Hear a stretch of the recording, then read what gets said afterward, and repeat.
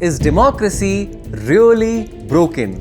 By that I mean, if you look at the skylines of Dubai or the infrastructure of China, you might start to wonder if dictatorships actually tend to produce the best, the most efficient countries. I mean, democracy is messy, noisy, and it's slow. But the fundamental reason behind this, believe me or not, is the same reason behind 2008 financial crisis, rising medical costs, corruption in politics, and even your office politics. In economics, this is called the principal agent problem. Once you understand it, you won't look at governments in the same way. Hell, you won't even look at the life in the same way. So is democracy broken? And if yes, then what is the solution? Welcome to the second layer.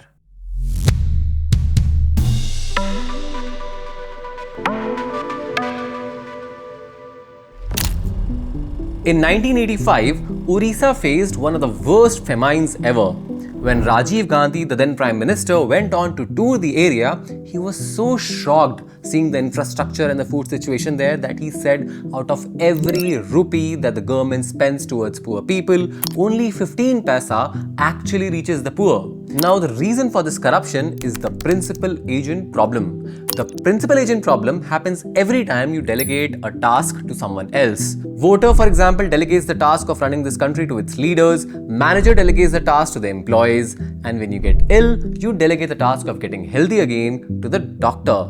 But as soon as this delegation happens, a structural vulnerability emerges. For example, let's say you go to a hospital with a terrible unexplained stomachache. Your goal is to get rid of this pain as quickly and as cheaply as possible. Now you are the principal and you delegated the task of healing yourself to the doctor, that is the agent. Now here the doctor's incentive is to maximize their revenue, which is kind of opposite to what you want. So the doctor here, instead of prescribing you, let's say, 100 rupees digestive medicine, prescribes you 4 different branded medicines and some precautionary tests, and now your hospital bill is suddenly 1000 rupees. This 900 extra that you paid is known as the agency costs. In democracy, voters are the principal and they delegate the task of handling the administration of the country to leaders who act as their agents. See, democracy also faces the same problem. The thing is, incentives of the principal and the agents, that is the voters and the leaders, they don't align. In Rajiv Gandhi's case, the missing 85 paisa that he mentioned was this agency cost. But why do the incentives don't align? Why the relationships between the voters and politicians is so divided? And why it seems only bad and corrupt people join politics? In the principal agent problem, think of it as the principal entering into a contract with the agent. Two things happen here. Number one is both the principal and the agent are rational actors, meaning both will maximize their own self-interest. Number two is there is informational asymmetry between the principal and the agent, meaning agent always has more information because, let's say in the case of democracy, politicians and bureaucrats are operationally closer to the country's finances. Or for example, in the case of doctor-patient relationship, doctor has expertise knowledge that the patient doesn't. Now this leads to two ways in which the agent is able to exploit the principal. A 1970 Nobel Prize winning paper called The Market of Lemons proposed a thought experiment. Lemons means a bad car in American slang. In the market of used cars, only sellers know the exact true underlying quality of their specific cars. But the potential buyers only have general information about the average characteristics of the market. This is the classic case of information asymmetry. Sellers have more information than the buyers regarding the cars. So in order to protect themselves from overpaying for a defective car, uninformed buyers will only offer an average price that they think is fair for the general car market. However, this general price is low for these superior cars. Hence, these sellers will withdraw their cars from the market. There is no point in selling the cars below their actual value. Now, this withdrawal lowers the average quality of available cars, and therefore, now buyers offer a lower average price. This further causes relatively better cars to leave the market, which pushes the price further down, and ultimately only the defective cars remain in the market. This is called the problem of adverse selection, and it happens before the principal enters into the contract with the agent.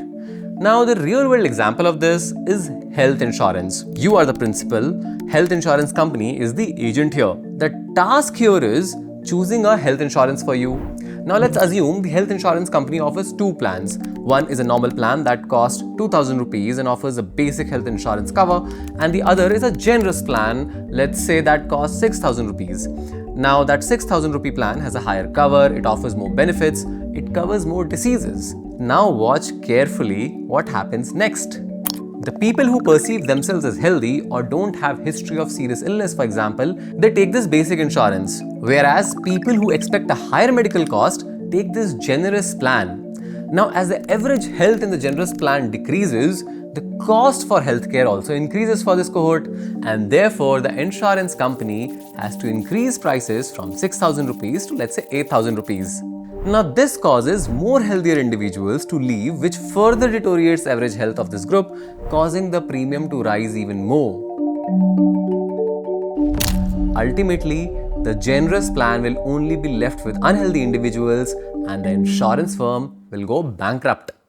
In democracy, when the principal, which is you, are trying to find the right agent, that is the politician to elect, you don't know their hidden intentions. Now, these politicians have to pay a massive premium to enter into politics, like spending thousands of crores in advertisements, rallies, travel, etc.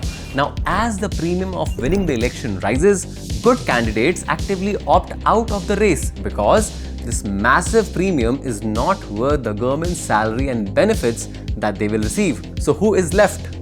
Just like the insurance example where only sick people were left who knew they could extract more money from the insurance firm than the premiums they will pay, only those politicians are left who know they can extract way more money in return. So, as more and more good candidates opt out, the cost of fighting the election continues to increase, and ultimately what's left are the corrupt politicians to choose from. This is adverse selection. Now, this problem happens before the contract is signed or before the politician is elected. But once the leader is elected or the contract is signed, a new problem starts to emerge. This is called the problem of moral hazard. Now, moral hazard happens when a person starts behaving differently because they know no one is watching them all the time. They know they won't bear the full consequences of their actions. Let me explain this with an example. In US, banks issued large amount of home mortgage between 2000 and 2008. The scale was so large that by 2008, home mortgage debt was 3/4 of the entire US GDP. And large number of these loans were given to people who could never afford to pay back. But then, why were these loans even given? Ultimately, when a lot of these bad loans went into default, it triggered the 2008 global financial crisis. 2008 was a year that many investors around the world will want to forget. People are seeing this, and those memories of fear are coming back. The housing problem snowballed into an economic crisis that we haven't seen since the Great Depression. See, what happened was, local banks would give loans to common Americans, then these local banks would sell these loans to big Wall Street banks, then Wall Street banks would repackage these loans into complex bundles and sell them to investors. At every stage of the story, there was a principal-agent problem, and that is the key to understanding what exactly went wrong. Let's start with the first transaction. When a local bank gave out the home loan and then sold that loan to the Wall Street bank, here is what happened. Wall Street bank became the principal, the local bank became the agent. Wall Street trusted the local bank to give loans to safe borrowers, but if the homeowner defaulted, the laws didn't really hurt the local bank. The risk actually sat with the Wall Street bank because they held the loan. So what did local banks do? They focused on maximizing their own profits. Now, more loans meant more fees, and since they could sell the loans quickly, they didn't care as much about whether the borrower could actually repay. There were no consequences for them, so they took more risk. Now move on to the next stage. Wall Street banks then bundled these loans all together into complex products and then sold them to investors. Now here the roles flipped. Investors became the principal, Wall Street banks became the agent. Now if the loans failed, investors lost money, not Wall Street. So what did Wall Street do? They maximized volume. More bundles, more fees, more profits. Again, limited consequences for bad loans. And here is where it gets dangerous. These loan bundles were very complex. Now, investors couldn't really understand how risky they were. They created a massive information asymmetry. The sellers, which are here the Wall Street banks, knew far more than the buyers. Wall Street banks even went a step further. They employed credit rating agencies like Moody's and S&P's. Now, in theory, they were supposed to independently judge the rating of these products, but they were paid by the very banks whose products they were supposed to judge. So, to maximize their profits, these risky bundles were given very high ratings by the credit rating agencies. Look at the pattern. Local banks pass the risk to Wall Street pass the risk to investors. Rating agencies validated the entire system. At every stage, each player maximized their own incentives while pushing the real risk onto someone else. And because the information flow, that is the information asymmetry, was so high, nobody fully saw the danger building up. But one person did. Raghuram Rajan was IMF's chief economist. In 2005, he published this paper, Has Financial Development Made the World Riskier?, where he said banks are transferring risk to the rest of financial sector. He called out the incentives of the bankers. The exact line reads, a key question is how aligned are the incentives of managers with investors? This is the exact principal-agent problem that we are talking about here. Investors were the principal, they employed money managers as their agent to manage their money. But then these money managers were incentivized to take more risks. They were incentivized to take risky bets that were concealed from investors. And whose money were they risking? Their investors' money. Raghuram Rajan even called out in his paper, one could well have a full-blown financial crisis. And mind you, this was 2005. Raghuram Rajan was laughed off for this paper until he was proven right in 2008. So now that we have diagnosed the democracy problem, both voters and politicians are trying to maximize their profits. Now, adverse selection here guarantees we get bad candidates to start with. Moral hazard ensures politicians engage in corruption, scandals, financial scams at the expense of voters' money. Indian bureaucracy is actually even more complicated. Citizens elect politicians who direct top-level bureaucrats who manage frontline service providers who finally deliver goods to the citizens. Now, unlike private corporation who wants to maximize profits, Indian government bureaucracies suffer highly from the multiple principal problem. A government agency is never answerable to a single master here. It is simultaneously accountable to the executive branch, the state legislatures, the judiciary, labor unions, media, NGOs, and at the final voters that change vastly depending on which part of India we are in. So to protect themselves, they stick more to procedures and not essentially look at outcomes. This results in crazy level of corruption that India has historically seen under almost every form of government. But here is the solution. To solve corruption, you don't need to find the perfect leaders. Perfect leaders don't exist. You just need to write better contracts.